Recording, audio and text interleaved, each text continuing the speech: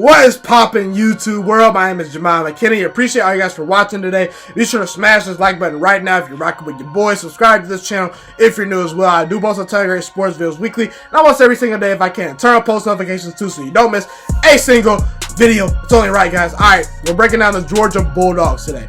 I'll go over their schedule in 2019-2020. We'll see if Georgia can potentially win the SEC. Can they go undefeated? Can they only have one loss? 2 losses, you get the point. Let's just jump right into things. So obviously Georgia last year. Georgia had a pretty good year last year. They had a solid year. You know, they went 11-3. They lost to LSU. It was a blowout loss at LSU, I might add, okay? But either way, LSU turned out to be a pretty good team last year. Not too much shame in losing that game. Now, ultimately, you know, if you beat Alabama in the SEC title game, you probably were going to the college football playoffs. But ultimately, you blew that game. You had a 13-point lead. I'm sorry, you had a 14-point lead twice in that game, I believe. And ultimately, you know, you're not Tua Tagovailoa out the game, but unfortunately, Jalen Hurts comes right in, dots up your defense, you blow the lead, and again, Alabama reigns supreme over Georgia. Obviously, the year before that, you did lose in the national title game to Alabama once again. So pretty much, you know, you got Alabama that's pretty much ended Georgia's season hopes the last 2 years of potentially winning a national title. But let's also not forget the fact that Georgia went to the Sugar Bowl. A lot of these Georgia fans were crying, saying, we should still be in the playoffs this year. Oh, we were one of the 4 best teams. We were one of the 4 best teams. How can you put Notre Dame in? How can you put Oklahoma in? They go to the bowl game, in the Sugar Bowl, and can't even beat Texas.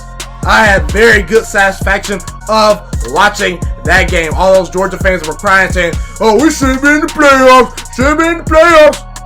Can't say nothing else no more. So looking at some key players that Georgia did lose. Obviously, you did lose DeAndre Baker, cornerback. You lost Elijah Holyfield. You lost Isaac Nata.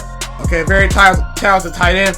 But really what the key thing that I look at is you lost 3 very key wide receivers. You lost Mecole Hardman. You lost Terry Godwin. You lost Riley Ridley. Those are 3 key starting wide receivers that Georgia has lost, okay? But one thing I will say about Georgia is I don't think very many teams outside of Alabama the past couple years have recruited at a higher level than the Georgia Bulldogs, okay? In 2019, the second-rated recruiting class, okay? In 2018, the number one recruiting class.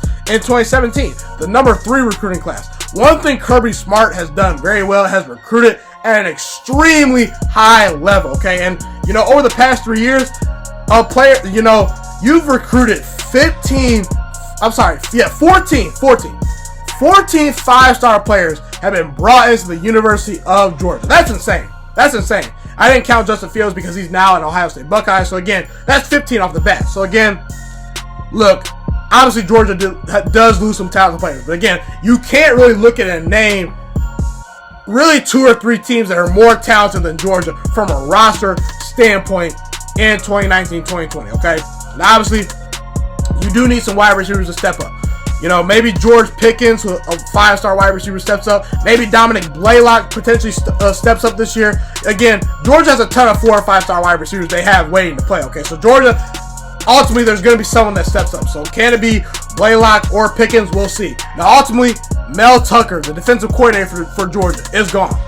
Jim Chaney is gone, okay? The two coordinators, offense and defense, are gone for Georgia. Kirby Smart decided to hire within, okay? Now, there's some advantages to that. There's some disadvantages to that. But again, I'm not too worried about Georgia losing some coordinators. Again, you know, good teams like Alabama lose coordinators all the time. Ohio State lost a couple coaches. I'm not too worried about them losing their offensive and defensive coordinator. Some Georgia fans actually have been critical of Jim Chaney. They don't think he's aggressive enough. They don't think he uses the pass enough. They think he runs the ball a little bit too much. So again, maybe change is needed there. So again, you know, you hire within, that's decent enough. Okay.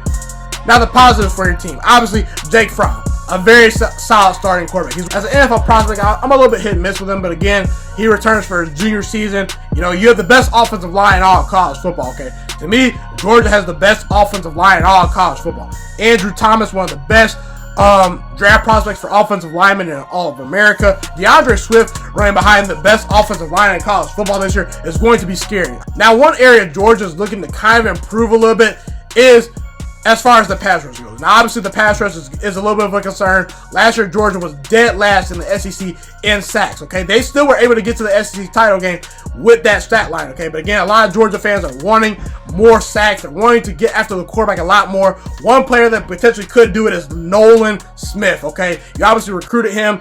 He's potentially the best defensive prospect in the 2019 recruiting class, okay?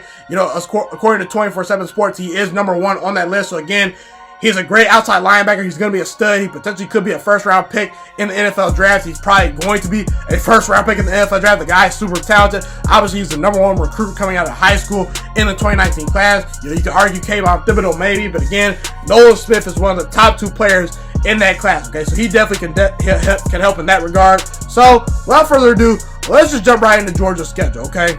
So, Georgia starts out their season at Vandy, Murray State, Arkansas State, and then Notre Dame, okay? Those are all 4 wins. Now, again, Vanderbilt, they did compete with Notre Dame last year. They're a decent SEC team, but again, they only won 4 games last year. I don't see Georgia even losing on the road. They're Murray State. They're a basketball school. The only reason why I know about Murray State is because of John Morant, okay? If you lose to Murray State, then you don't deserve to be in the playoffs this year, okay? You know, Arkansas State, okay, you're going to win that game. Now, Notre Dame at home.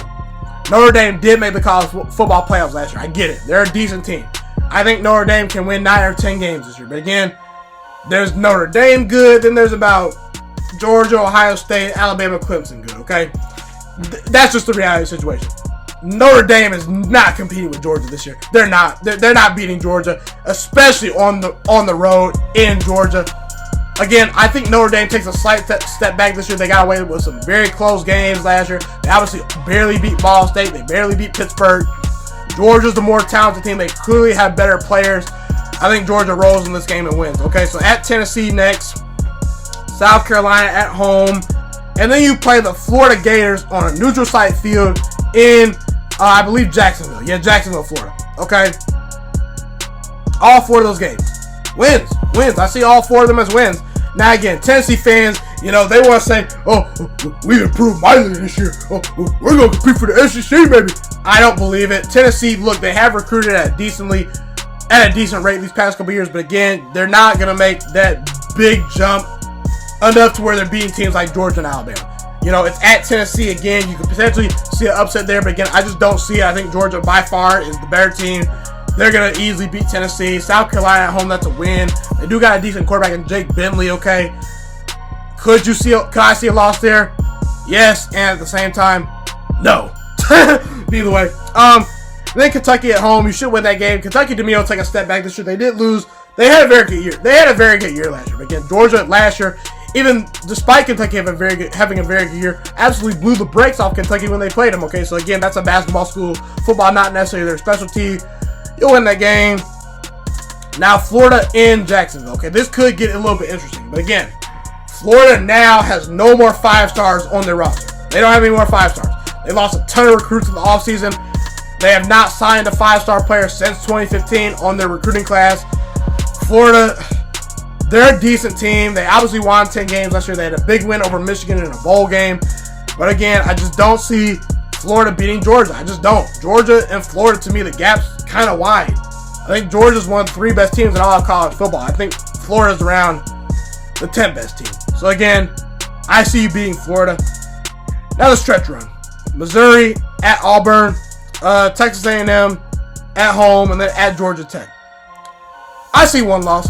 I see you finishing the season with only 1 loss. That puts you at 11-1 for the season.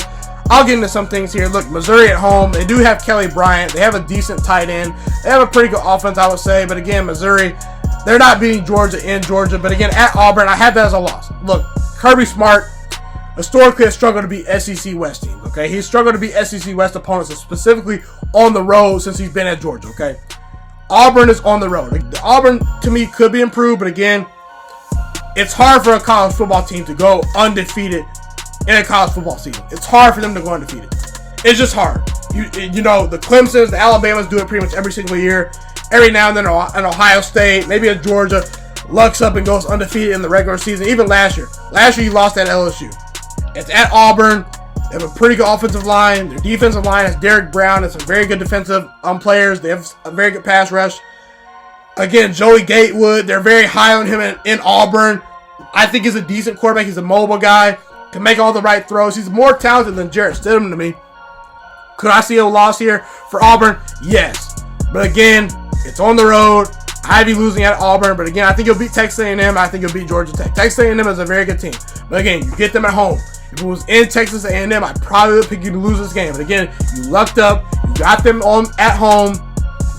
Look, Texas A&M is a good team. I think they're about a year away. I think you win that game. And then at Georgia Tech, they're nowhere near the talent level that you guys are on. You win that game. So in conclusion, I have Georgia going 11-1. I could see 12-0 easily. Again, you could lose to Texas A&M. You could lose to Auburn. You could lose to Florida. But again, I'm picking the Auburn game. Again, Auburn is not a bad team. But again, you clearly are the better team than Auburn. But again, last year, you saw it. Ohio State, clearly better than Purdue. Lost. Old Dominion. Lost to Virginia. Virginia Tech. Lost to Old Dominion, okay? Syracuse, a couple years ago. They beat an undefeated Clemson team, okay? You see upsets happen all the time in college football. It's not a shame. And losing at Auburn. Auburn's going to be a ranked team this year. They're going to be a solid team. Gus Malzahn, he's an okay head coach. But again, either way, at the very worst, I see one loss. At best, I see an undefeated season for Georgia. So again, Georgia, potentially they could win the SEC this year. We shall see. I'll probably come up with a video talking about that. So, Georgia fans, you should be excited. I think Georgia is one of the 5 best teams in all of college football. They have a very good offensive line, very good quarterback, very good head coach, pretty solid defense. Again, that to me smells about 11 or 12 wins for Georgia in 2019-2020.